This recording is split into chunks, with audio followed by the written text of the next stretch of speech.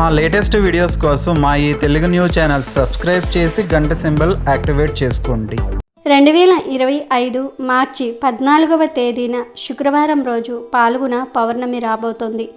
ఈ రోజే చంద్రగ్రహణం కూడా ఏర్పడబోతుంది. అయితే ఈ పౌర్ణమి లోపు లేదా పౌర్ణమి రోజు ఆవు కనిపిస్తే ఇలా చేయండి, చాలు మీకు ఉన్న దరిద్రాలన్నీ కూడా తొలగిపోతాయి, కష్టాలు కన్నీళ్లు పోతాయి. పౌర్ణమిలోపు ఆవుకు ఇదొక్కటి తినిపిస్తే మీ జీవితం మారిపోతుంది.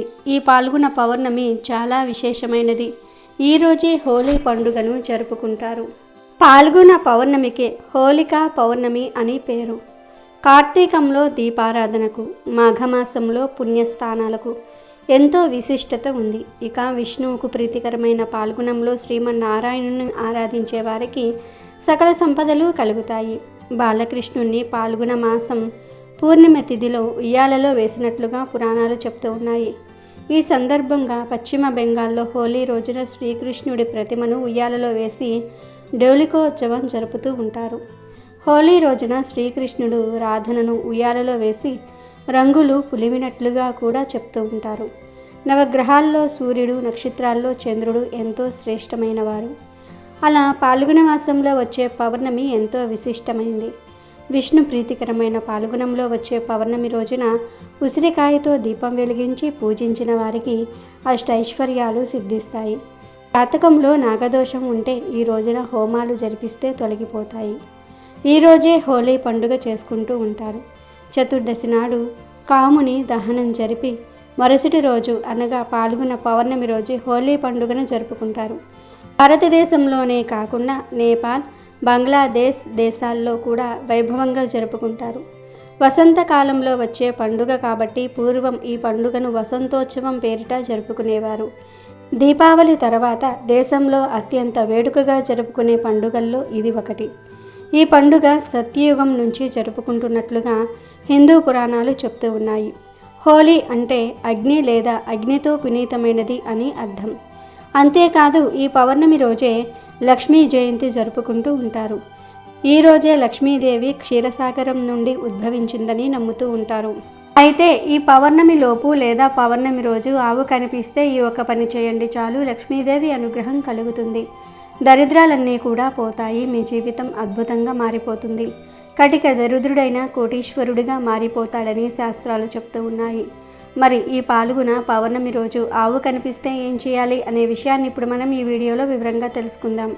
అంతకన్నా ముందు ఆవు గురించి ఒక కథను విందాం. ఈ కథను పూర్తిగా వింటే లక్ష్మీదేవి అనుగ్రహం కలుగుతుంది కనుక స్కిప్ చేయకుండా వినండి. ఫ్రెండ్స్, ముందైతే కామెంట్ బాక్స్లో ఓం నమో భగవతే గోమాత్రే నమః అని కామెంట్ చేయండి. అలాగే ఈ వీడియోకి ఒక లైక్ కొట్టి మా ఛానల్ని సబ్స్క్రైబ్ చేసుకోవటం మర్చిపోవద్దు. ఒకసారి శ్రీకృష్ణుడి దగ్గరకు నారదుడు వచ్చి, ఓ ప్రభు, నేను ఈరోజు భూలోకానికి వెళ్ళాను. అక్కడ నన్ను ఒక స్త్రీ ఒక ప్రశ్న అడిగింది. అదేంటి అంటే, ఒకప్పుడు స్త్రీలకు పిల్లలు పుట్టిన వెంటనే నడిచేవారు, కానీ ఇప్పుడు మాత్రం పుట్టిన వెంటనే పిల్లలు నడవటం లేదు. దీనికి కారణం ఏమిటి అని నన్ను అడిగింది. ఆ ప్రశ్నకు సమాధానం ఏంటో నాకు తెలియక నేను మీ దగ్గరకు వచ్చాను. దయచేసి ఈ ప్రశ్నకు సమాధానం చెప్పండి అని అడిగాడు నారదుడు. అప్పుడు శ్రీకృష్ణుడు, ఓ నారదముని, మీ ప్రశ్నకు సమాధానం తెలుసుకోవాలనుకుంటే నేను మీకు ముందుగా ఒక కథ చెప్తాను. కానీ ఈ కథను వినాలంటే ఒక షరతు ఉంది. అదేమిటి అంటే, ఈ కథను ప్రతి ఒక్కరూ కూడా పూర్తిగా వినాల్సి ఉంటుంది. మధ్యలోనే ఈ కథను వినకుండా వెళ్ళిపోతే నరకలోకం ప్రాప్తిస్తుంది. కానీ ఎవరైతే పూర్తిగా వింటారో వారికి సర్వ పాపాల నుండి విముక్తి దొరుకుతుంది అని చెప్పి శ్రీకృష్ణుడు కథను చెప్పటం మొదలుపెట్టాడు. నారద, ఒకప్పుడు జ్ఞానశర్మ అనే ఒక వ్యక్తి ఉండేవాడు. పేరులో జ్ఞానం ఉన్నా అతను ఎప్పుడూ జ్ఞానం లేనట్టు ప్రవర్తించేవాడు. అతను చాలా స్వార్థపరుడు. అతనికి ఒక ఆవు ఉండేది. ఆ ఆవుకు అతను పచ్చిమేత దానాగా వేస్తూ ఉండేవాడు. ఆవును బాగానే చూసుకునేవాడు. ఆ ఆవు కూడా అతనికి చాలా పాలు ఇచ్చేది. ఆ పాలు అమ్ముకుని జీవిస్తూ ఉండేవాడు జ్ఞానశర్మ. ఇలానే కొన్ని సంవత్సరాలు గడిచింది. సమయం గడిచే కొద్దీ ఆ ఆవు పాలివ్వటం మానేసింది. ఆ ఆవు పాలు ఇవ్వటం లేదని గమనించిన జ్ఞానశర్మ ఆ ఆవుకు గడ్డి కూడా వేయటం మానేశాడు. దాంతో ఆ ఆవు బక్కచిక్కిపోయింది. ఒకరోజు జ్ఞానశర్మ ఆ ఆవును బాగా కొట్టి అడవిలోనికి తీసుకుని వెళ్ళి వదిలివేసి వచ్చేశాడు. ఆ ఆవు ఒంటరిగా అడవిలో ఎక్కడెక్కడో తిరుగుతూ తన దుస్థితి తలుచుకొని బాధపడుతూ ఉంది. ఒకరోజు ఆవుకు ఆ అడవిలో ఒక గుడి కనిపించింది. ఆ గుడి దగ్గరకు వచ్చి ఆ ఆవు తన కష్టాల గురించి ఇలా చెప్పుకుంది. అన్ని జన్మల్లోకెల్లా మానవ జన్మ అత్యంత ఉత్తమమైనది. కానీ మానవుడు ఎన్నో పాపాలు, ఎన్నో అకృత్యాలు చేస్తూ ఉన్నాడు. తను పాలిస్తున్నంత వరకు తనను ఎంతో ఆప్యాయంగా, ప్రేమగా చూసుకున్న జ్ఞానశర్మ ఒక్కసారిగా తన అవసరం తీరిపోగానే తనను అడవిలోనికి తరిమి కొట్టాడు. అడవిలో ఆకలితో, ఒంటి నొప్పులతో అటూ ఇటూ తిరుగుతూ ఉన్నానని, ఒంటరితనంతో బాధపడుతున్నానని తన కష్టాలను చెప్పుకుంటూ ఆ ఆవు భగవంతుడి ముందు మొరపెట్టుకుంది. ఆ ఆవు అడవిలోనే తిరుగుతూ ఉంది. కొన్ని రోజులకు ఆ ఆవు గర్భవతి అయ్యింది. ఒకరోజు ఆ అడవిలో ఆ ఆవు ఉన్న మార్గం గుండా ఒక స్త్రీ వెళ్తూ ఈ ఆవుని చూసింది. ఆ ఆవు గర్భంతో ఉంది కాబట్టి దీన్ని నేను రక్షిస్తాను. ఇది కొద్ది రోజులకు ఒక బిడ్డకు జన్మనిస్తుంది. ఆ తర్వాత నాకు పాలు కూడా ఇస్తుంది. ఆ పాలను అమ్ముకుని జీవనం గడపవచ్చునని మనసులో అనుకుంటూ ఆ స్త్రీ ఆవును పట్టుకోవడానికి తన భర్తను పిలవడానికి వెళ్ళింది. భర్తకు తన మనసులోని మాట చెప్పి తన భర్తతో పాటు ఆ మహిళ అక్కడికి చేరుకునే లోపే ఆవు అక్కడి నుంచి వెళ్ళిపోయింది. మెల్లగా సమయం గడిచిపోతూ ఉంది. ఆవు ప్రసవించే సమయం దగ్గర పడింది. అప్పుడు ఆవు ఏకాంతంగా ఉన్న ఒక ప్రదేశానికి వెళ్ళి ఒక దూడకు జన్మనిచ్చింది. ఆ దూడ పుట్టిన కొంత సమయానికి ఇంతకు ముందు ఆవును చూసిన స్త్రీ మరొకసారి అడవికి వచ్చింది. ఆ స్త్రీ ఆ ఆవును చూసింది. ఆ ఆవును చూడగానే ఆశ్చర్యపోయి, గతంలో నేను చూసిన ఆవు ఇదే కదా, దీనికి దూడ కూడా జన్మించిందన్నమాట. నేను వెంటనే వెళ్ళి నా భర్తను మరొక్కసారి ఇక్కడికి పిలుచుకుని వస్తానని ఆమె అక్కడి నుంచి వెళ్ళడానికి సిద్ధపడింది. కానీ అంతలో ఆ మహిళను చూసి ఆ ఆవు, అమ్మా, నీకు పుణ్యం ఉంటుంది, నా బిడ్డను నా మెడ మీద పెట్టవా? నేను నా బిడ్డను తీసుకుని ఇక్కడి నుంచి సురక్షితమైన ప్రాంతానికి వెళ్ళిపోతాను. ఈ ఒక్క సహాయం చేశావంటే నేను నీకు ఎంతగానో రుణపడి ఉంటాను. లేదంటే నా బిడ్డ చనిపోతుంది. ఒక 8 నెలల తర్వాత నా బిడ్డ నడక నేర్చుకుని తన సంరక్షణ తాను చూసుకోగలదు. దయచేసి నాకు ఈ ఒక్క సహాయం చెయ్యవా అని ఆ ఆవు ఆ స్త్రీని అడిగింది. ఒకప్పుడు ఆవుకు దూడ పుట్టిన వెంటనే నడక నేర్చుకునేది కాదు. దూడ 8 నెలల తర్వాత మాత్రమే నడవగలిగేదని శ్రీకృష్ణుడు నారదుడికి చెప్పాడు. అయితే ఆవు మాటలు విన్న ఆ స్త్రీ గట్టిగా నవ్వటం మొదలుపెట్టింది. నీ బిడ్డ చాలా మురికిగా ఉంది. నీ బిడ్డను ఎత్తి నీ మీద కూర్చోబెట్టాలా? నేను నీకు ఉత్తి పుణ్యానికి ఎందుకు సహాయం చెయ్యాలి? నీలాంటి మురికి వాళ్లను నేను తాకడానికి కూడా ఇష్టపడను అని వెటకారంగా మాట్లాడుతూ హేళన చేసింది. నిస్సహాయంగా ఉన్న ఆవు తన బిడ్డను ఎత్తుకొని అక్కడి నుండి తీసుకుని వెళ్ళడానికి అవకాశం లేదు. దాంతో ఎంతగానో బాధపడిన ఆ ఆవు కోపంతో ఆ స్త్రీని ఇలా శపించింది. నీ బిడ్డ పుట్టిన వెంటనే నడవగలడనే కదా నీకు ఇంత అహంకారం? అయితే నేను ఇప్పుడు నిన్ను శపిస్తున్నాను. నీ బిడ్డ పుట్టిన 10 నెలల తర్వాత మాత్రమే నడక నేర్చుకుంటాడు. ఇదే నా శాపం అని ఆ ఆవు ఆవేశంతో ఆ స్త్రీని శపించింది. ఈ శాపం ఆ ఒక్క మహిళకే పరిమితం కాలేదు. లోకంలో ఉన్న అందరు మానవులు ఈ శాపానికి ప్రభావితమయ్యారు. మానవులందరూ స్వార్థంతో ఎన్నో పాపాలు చేస్తూ ఉండటం వల్లే వారి సంతతి పుట్టిన వెంటనే నడక నేర్చుకోలేకపోతుంది. అంతేకాకుండా సత్యయుగంలో పుట్టిన వారు, ద్వాపరయుగంలో పుట్టిన వేద వ్యాసుడు వంటి వారు పుట్టిన వెంటనే నడవగలిగారు. కానీ కలియుగంలో పుడుతున్న పిల్లలు మాత్రం పుట్టిన వెంటనే నడవలేకపోతున్నారు. వాళ్ళు నడక నేర్చుకోవడానికి 10 నెలల సమయం పడుతుంది. కేవలం ఆ యొక్క మహిళకు మాత్రమే కాదు, పూర్తిగా మానవ జాతిని ఆ ఆవు శపించింది. ఈ గోమాత శాపం ఫలితంగానే బిడ్డ పుట్టిన 10 నెలల వరకు తన కాళ్ల మీద నడవలేక వేరే ఒకరి మీద ఆధారపడవలసి వస్తుంది. ఏ జీవి మనసు గాయపరచకూడదని మన సనాతన ధర్మం చెప్తుంది. గోస్వామి తులసీదాస్ కూడా తన రామాయణంలో ఈ విషయాన్ని రాశాడు. ఏ ఒక్క ప్రాణిని కూడా హింసించకూడదు, వాటి మనసు గాయపరచకూడదు. అలా చేసినట్లయితే కర్మ ఫలితాన్ని, పాప ఫలితాన్ని అనుభవించక తప్పదు. మనం చూసుకున్నట్లయితే అన్ని జంతువుల, పక్షుల పిల్లలు పుట్టిన వెంటనే నడవగలవు. కానీ మానవుల పిల్లలు మాత్రమే నడవలేరు. ఒక చోట నుంచి మరొక చోటకు వెళ్ళటం కూడా కుదరదు. మరొకరి సహాయం ఉంటే తప్ప వాళ్ళు కదలలేరు, తమను తాము రక్షించుకొనలేరు. ఇలా ఆ ఒక్క స్త్రీ చేసిన పొరపాటు వల్ల యావత్తు మానవజాతి ఇప్పటికీ ఆ శాపాన్ని అనుభవిస్తున్నారు అని శ్రీకృష్ణుడు నారదుల వారికి వివరించారు. ఇదే గోమాత ఇచ్చిన శాపం కథ. ఇక వీడియోలోకి వస్తే, ఈసారి పాల్గొన పౌర్ణమి చంద్రగ్రహణంతో కలిసి వస్తుంది. గ్రహణం అనగానే అందరూ భయపడిపోతూ ఉంటారు. కానీ భయం అవసరం లేదు. అది ఆకాశంలో జరిగే చిన్న మార్పు అంతే. ఇక ఈ చంద్రగ్రహణం 2025 మార్చి 14 శుక్రవారం రోజు ఏర్పడబోతోంది. ఈ గ్రహణం మనకు కనిపిస్తుందా లేదా అని చాలామందికి డౌట్ ఉంటుంది. ఈ గ్రహణం కేతుగ్రస్త సంపూర్ణ చంద్రగ్రహణం. ఈ గ్రహణం ఇండియా టైమింగ్స్ ప్రకారం అయితే మార్చి 14 ఉదయం 10:40 ప్రారంభమై మధ్యాహ్నం 2:18 వరకు ఉంటుంది. మొత్తం 3:30 పాటు ఈ గ్రహణం ఉంటుంది. ఈ చంద్రగ్రహణం పగటిపూట ఏర్పడుతుంది. పగటిపూట చంద్రుడు మనకు కనిపిస్తాడా? కనిపించడు. కనుక ఈ చంద్రగ్రహణం కూడా మనకు కనిపించదు. కనుక మనకు ఎటువంటి సూతక కాలం వర్తించదు. కాబట్టి ఎటువంటి గ్రహణ నియమాలు పాటించనవసరం లేదు. గర్భిణీలకు కూడా ఎటువంటి నియమాలు పాటించవలసిన అవసరం లేదు. పాటించినా తప్పేమీ కాదు. ఇది గ్రహణ వివరణ. ఆ విషయంలోనికి వస్తే, మన హిందూ సాంప్రదాయంలో ఆవుకి ఎంతో ప్రాధాన్యత ఉంది. ప్రత్యేకంగా పాల్గొన పౌర్ణమి రోజు మీకు ఏ సమయంలో అయినా సరే ఆవు కనిపిస్తే ఈ ఒక్కటి తినిపిస్తే చాలు, దరిద్రాలు, కష్టాలు, బాధలు అన్నీ తీరిపోతాయి. మీ జాతకం మారిపోతుంది. అపార ఐశ్వర్య యోగం కలుగుతుంది. ఏమీ లేదు, ఈ పౌర్ణమి రోజు ఆవు కనిపిస్తే ఆకుపచ్చ రంగులో ఉండే ఆకుకూరలను తినిపించండి. అంటే గడ్డి, తోటకూర, పాలకూర, కొత్తిమీర, కరివేపాకు, చుక్కకూర, ఇలా ఏవో ఒక ఆకుకూరలను తినిపించండి. ఇలా తినిపించడం వలన మీకు ఉన్న కష్టాలు, ఆరోగ్య సమస్యలు, జాతక దోషాలు అన్నీ పోతాయి. మీ మనసులోని కోరికలు నెరవేరుతాయి. దరిద్రాలు పోతాయి. మీ ఆస్తి వృద్ధి చెందుతుంది. ధనలాభం కలుగుతుంది. లక్ష్మీ కటాక్షంతో అష్టైశ్వర్యాలు సిద్ధిస్తాయి. కనుక అందరూ గ్రహణంతో కలిసి వస్తున్న ఈ పౌర్ణమి రోజు ఆవుకు ఆకుపచ్చ కూరలను తినిపించండి. వీటితో పాటు ఇంకొన్ని పదార్థాలను తినిపిస్తే మీ సుడి తిరిగిపోతుంది.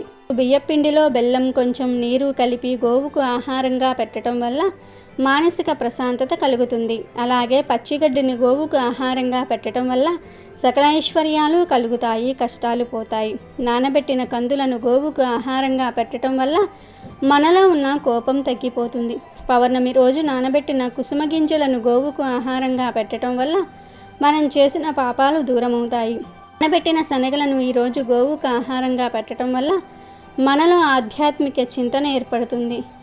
రాగిపిండి మరియు బెల్లము కలిపి గోవుకు పెడితే మనకు ఉన్న దరిద్రాలు తొలగిపోతాయి. పౌర్ణమి రోజు నానబెట్టిన పెసర్లను ఆవుకు ఆహారంగా పెట్టడం వల్ల విద్యా అభివృద్ధి కలుగుతుంది. పౌర్ణమి రోజు ఉడికించిన ఆలుగడ్డలను గోవుకు ఆహారంగా పెట్టడం వల్ల నరఘోష పోతుంది. అలాగే ఈరోజు ఆవుకు క్యారెట్ ఆహారంగా పెట్టడం వల్ల వ్యాపార అభివృద్ధి చెందుతుంది. బీట్రూట్, పాలకూరను కలిపి గోవుకు ఆహారంగా పెట్టడం వల్ల ఐశ్వర్యం కలుగుతుంది. పౌర్ణమి రోజు గోవుకు దోసకాయను ఆహారంగా పెట్టడం వల్ల శత్రువులు మిత్రులవుతారు.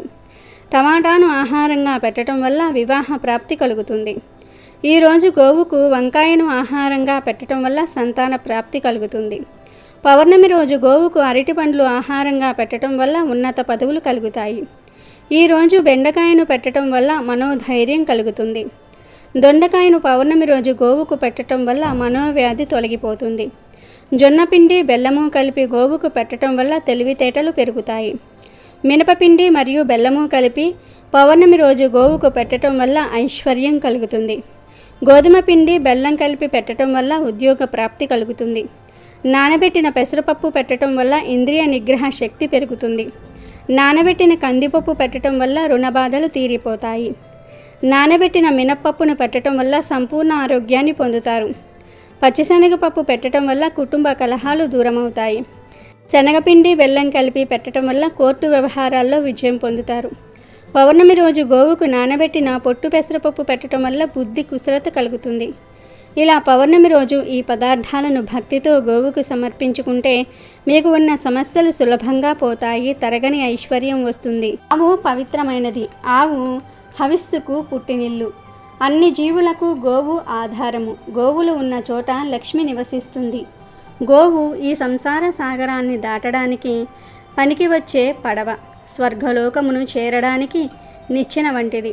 గోవును ఉదయము స్మరించి నమస్కరించటం అధికమైన పుణ్యాన్ని ప్రసాదిస్తుంది. ఆవు పేడ, ఆవు పంచితము పవిత్రమైనవి, కానీ ఆవు మాంసం తినటం మహాపాపము. మానవులకు పీడ కలల వలన వచ్చే ఫలితం గోవును స్మరించటం వలన నివారింపబడుతుంది. ఆవు పేడతో ఇల్లు శుభ్రం చేయటము, ఆవు పంచితము ఔషధంగా తీసుకోవటం చాలా మంచిది. గోదానము వలన అనంతమైన సుఖాలు కలుగుతాయి. గోవుకు సమానమైనది ఈ లోకంలో మరేదీ లేదు. యాగములకు మూల కారణం గోవు. యాగముకు గోవులు మిక్కిలి అవశ్యము. గోవును చూసినంతనే దరిద్రములు తొలగిపోతాయి. ఎవరైతే గోవును పూజిస్తారో వారు స్వర్గ సౌఖ్యములు పొందగలరు. ఆవు ఔషధులకు నిలయము. గోవు పంచితమును ఆవు పాలు, ఆవు నెయ్యి, ఆవు పేడతో కలిపి 3 దినములు సేవిస్తే సకల రోగములు నశిస్తాయి. తర్వాత 3 దినములు ఉపవాసం చేసి ఆవు గిట్టలతో తొక్కించిన రవ్వలతో కాచిన గంజి సేవిస్తే తేజవంతులు అవుతారు. ఈ విధంగా సేవించి దేవతలు రాక్షసులను గెలిచారు. ఆవు నెయ్యిని దానం చేస్తే ఎంతో పుణ్యం వస్తుంది. 3 లోకములకు బ్రహ్మదేవుడు అధిపతి. బ్రహ్మలోకమును గోలోకము అంటారు. పూర్వము విశ్వకర్మ గొప్ప తపస్సు చేశాడు. అమృత రూపిణి, కామరూపి అయిన సురభి అనే కన్యను మానసపుత్రిగా సృష్టించాడు. ఆమెతో పాటు మహా తేజోవంతుడైన ఒక పురుషుణ్ణి కూడా సృష్టించాడు. అది చూసిన బ్రహ్మ మార్తోభవ అని దీవించాడు. అతడికి మార్తాండు అని పేరు పెట్టి అతనికి సురభిని ఇచ్చి వివాహము జరిపించి, మీరిరువురికి పుట్టిన సంతానం యజ్ఞ యాగాదులకు అవసరమైన పాలు, పెరుగు, నెయ్యి సమకూరుస్తాయి అని చెప్పాడు. అలా వారిరువురికి వివాహం జరిగి గోవులు సంతానంగా జన్మించాయి. ఆ గోవులు మానవులకు, దేవతలకు కోరినవి ఇస్తూ వారి చేత పూజలు అందుకుంటున్నాయి. కాబట్టి గోవులకు ఈ ఆహారాన్ని పెట్టండి. గోవులను ఎప్పుడూ హింసించవద్దు. మీకు అంతా మంచే జరుగుతుంది. ప్రకృతిలో సరికొత్త సొగసు కనుల విందు చేస్తుందంటే అది వసంత ఋతువు ఆగమనానికి గుర్తింపు మాత్రమే కాదు, మనుషుల్లో ఉత్సాహానికి కారణం కూడా. ఎందుకంటే ఆ ఋతువులోనే ఎండిన చెట్లు, కొమ్మలు, రెమ్మలు చిగురిస్తాయి. తేనె ఆ కొమ్మలపైన కుహు కుహు అంటూ మనసు పులకరించేలాగా కోయిలమ్మ మధుర గానాలతో వీణుల విందు చేస్తుంది. మరోవైపు ఆ పచ్చదనపు ప్రకృతి సోయగాలు, పుష్ప పరిమళ వికాసాలు అన్నీ ఏకమై ఆవిష్కరింపబడతాయి. ఆ ఆనందభరిత సమయాన చిన్న పెద్ద, ఆడ మగ తేడాలు లేకుండా కుల మతాలకు అతీతంగా దేశవ్యాప్తంగా జరుపుకునే తొలి వేడుక హోలీ. రంగులు కుమ్మరించుకుంటూ ఆనందోత్సాహాల మధ్య జరుపుకునే హోలీ ప్రాముఖ్యత సంతరించుకోవడానికి పలు కథనాలు ప్రాచుర్యంలో ఉన్నాయి. సతీ వియోగంతో ఉన్న శివుడికి హిమవంతుని కుమార్తె అయిన పార్వతీదేవినిచ్చి వివాహం చేయాలని దేవతలు నిశ్చయించుకుంటారు. తపోధ్యానంలో ఉన్న శివుడికి భంగం కలిగించాలని ఆలోచించి మన్మధుణ్ణి పరమేశ్వరుడి మీదకి పంపిస్తారు. అప్పుడు మన్మధుడు తన బాణాల ప్రభావంతో శివుడి తపస్సును భంగం చేసి పార్వతీదేవి మీద మోహం కలిగిస్తాడు. అప్పుడు మన్మథ బాణం ప్రభావం కారణంగానే తనకు తపోభంగం కలిగిందని గ్రహించిన శివుడు మన్మధుడిని తన త్రినేత్రంతో భస్మం చేస్తాడు. అతివియోగంతో బాధపడుతున్న మన్మధుని సతీ రతీదేవి శివుణ్ణి వేడుకుంటుంది. అనుగ్రహించిన పరమేశ్వరుడు శరీరం లేకుండా మానసికంగా బతికే వరాన్ని పాల్గొన శుద్ధ పౌర్ణమి నాడు రతీదేవికి ప్రసాదిస్తాడు. అందుకే పాల్గొన శుద్ధ పౌర్ణమి నాడు కామును దహనం చేస్తారని పురాణాలు చెప్తూ ఉన్నాయి. ఇంకొక కథనం ప్రకారం రాక్షసరాజైన హిరణ్యకశిపుడు బ్రహ్మవరంతో విష్ణువు మీద కోపంతో విష్ణునామస్మరణ చేసిన దేవతలను, మునులను అనేక రకాలుగా హింసించేవాడు.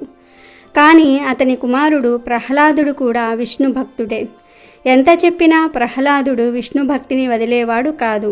ఇది ఇష్టం లేని ఆ రాక్షసుడు తన కుమారుడిని చంపాలని విఫల యత్నాలు చేస్తాడు.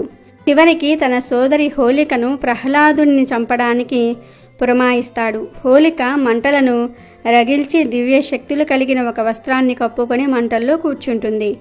తన ఒడిలో ప్రహ్లాదుని కూర్చోబెట్టుకుంటుంది.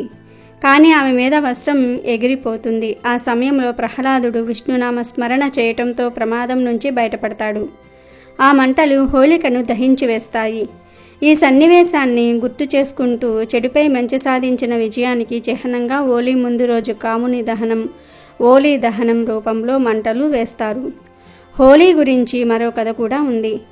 ద్వాపర యుగంలో రాధ తనకంటే అందంగా ఉందని, తాను నల్లగా ఉన్నానని తల్లి యశోద దగ్గర శ్రీకృష్ణుడు వాపోతాడు. అప్పుడు యశోద రాధ శరీరం నిండా రంగులు పుయ్యమని కృష్ణయ్యకు ఉపాయం చెప్తుంది. తల్లి సలహా మేరకు రాధపై రంగులు కుమ్మరిస్తాడు కృష్ణుడు. దానికి బదులుగా రాధ కూడా వాసుదేవునిపై వసంతం కురిపిస్తుంది.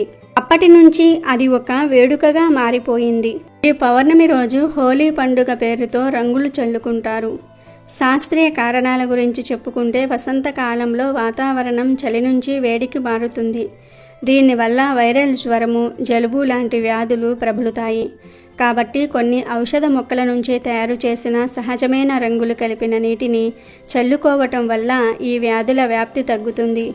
తడి రంగుల కోసం మోదుగా పువ్వుల్ని రాత్రంతా మరిగించి అవి పసుపు రంగులోనికి మారేంత వరకు ఉంచుతారు. అది ఔషధ లక్షణాలు కలిగి ఉంటుంది. అందుకని సహజమైన రంగు నీళ్లను, పొడులను చల్లుకోవటం వల్ల ఔషధములాగా పనిచేస్తాయి. సైన్స్ ప్రకారం ఈ కాలంలో వాతావరణంలో బ్యాక్టీరియా విపరీతంగా పెరుగుతుంది. హోలీ సందర్భంగా ఒకరోజు ముందు హోలికా దహనం కార్యక్రమాన్ని నిర్వహిస్తారు.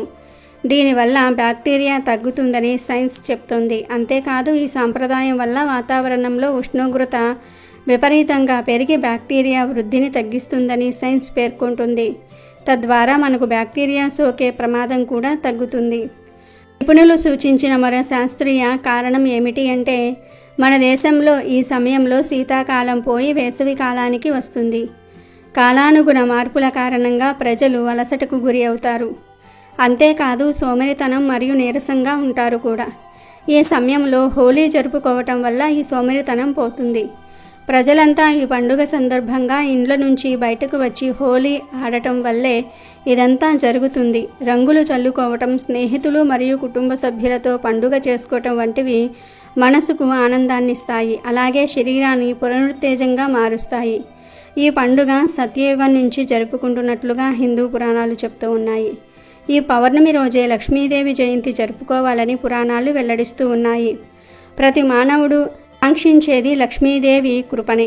ఆ మాత కృపతోనే మనకు ధనధాన్యాదులు సమకూరుతాయి. తద్వారా సుఖవంతమైన జీవనం లభిస్తుంది. అందుకే ప్రతిరోజు లక్ష్మీదేవిని పూజించాలి, స్మరించాలి. లక్ష్మీదేవిని భక్తిగా ఆరాధించినంతనే ఆమె కరుణించదు. మనం నివసించే ప్రాంతాల్ని, ప్రదేశాల్ని ప్రతిరోజు శుభ్రంగా ఉంచుకొని ఇంటి ముందు రంగవల్లులు తీర్చిదిద్దుకొని సాంప్రదాయాల్ని పాటించేవారికి ఆమె కటాక్షం లభిస్తుంది. లక్ష్మీదేవి కటాక్షం కోసం చేయవలసిన పూజలు, చదవవలసిన మంత్రాల గురించి పురాణాలలో అనేక చోట్ల అనేక కథనాలు ఉన్నాయి. శంకరాచార్య లక్ష్మీదేవిని ప్రసన్నం చేసుకునేందుకు కనకదారాస్తవం పఠించాడని, అప్పుడు లక్ష్మీదేవి ఆయనను కరుణించి బంగారు వర్షం కురిపించిందని ఒక గాథ. ఇలాంటివే ఎన్నో కథలు ఉన్నాయి. అపరిశుభ్రంగా ఉండే ఇళ్లల్లోనూ ప్రదేశాలలోనూ లక్ష్మీదేవి నివసించదని పురాణాలు చెప్తూ ఉన్నాయి. వాస్తవ జీవితంలో పరిశీలించిన ఇది నిజమేనని తెలుస్తుంది. అందుకే లక్ష్మీదేవి జయంతి రోజున కేవలం భక్తి శ్రద్ధలతో పూజ చేసి సరిపెట్టుకోకుండా నిత్యం మనం ఉండే ఇళ్లను, పరిసరాలను పరిశుభ్రంగా ఉంచుకోవాలి. వీడియో నచ్చితే లైక్ చేయండి, షేర్ చేయండి, బట్ సబ్స్క్రైబ్ చేసుకోవడం మర్చిపోవద్దు.